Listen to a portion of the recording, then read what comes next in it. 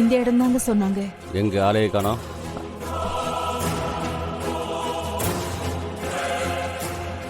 அதாங்க நானும் பாத்துக்கிட்டு இருக்கேன். இப்படியே நின்னுட்டு இருந்தா என்ன அர்த்தம்? உள்ள வாங்க. போ, அவங்க கூட கேளு. போலாம் வாங்க. சிஸ்டர், இங்க சித்ரான்னு ஒரு பேஷண்ட் வந்தாங்களா? அப்படியா? சித்ரா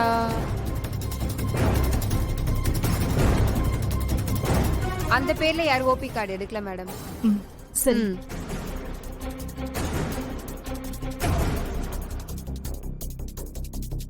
என்ன சொல்றாங்க? அப்படி யாரும் வரலன்னு சொல்றாங்க.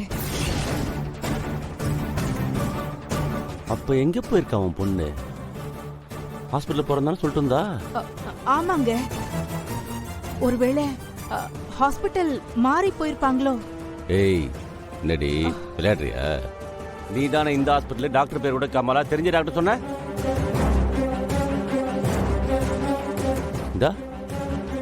இதான் அந்த டாக்டர் ரூம். இப்போ பொண்ணு எங்க இப்போ? ஆமாங்க, அப்படிதான் சொன்னாங்க. ஒருவேளை அவங்க மாறி போயிருப்பாங்கன்னு நினைக்கிறேன். எதுக்கும் ஃபோன் பண்ணி கேட்கவாங்க. எதுக்கு? உன் பொண்ணு கிட்ட நான் இங்க வந்திருக்கேன்னு சொல்லிட்டு அவளை உஷார் பண்றதுக்கா? உன் பொண்ணு நம்ம வீட்டுல இருந்து கிளம்புறப்போ இங்க தானே வரணும்னா? தபர், நீ என்ன பண்ணு எனக்கு தெரியாது. இன்னும் 5 நிமிஷத்துல அவங்க இருக்கணும். டேடு பா. சரிங்க. ஐயோ, அண்ணா, உண்மையிலேயே அவங்க இங்க இருப்பாங்கன்னு நினைக்கிறீங்க? விட்ரா, தேடட்டும்.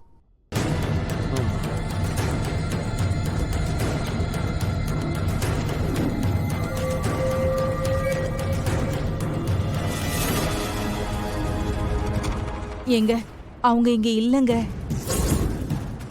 அண்ணா, ஒருவேளை ஜெனரல் டாக்டர் பார்க்க போயிருப்பாங்களோ? என்ன பார்த்துட்டு இருக்க? பா, அங்கே இருக்காலும் பார்த்துட்டு வா.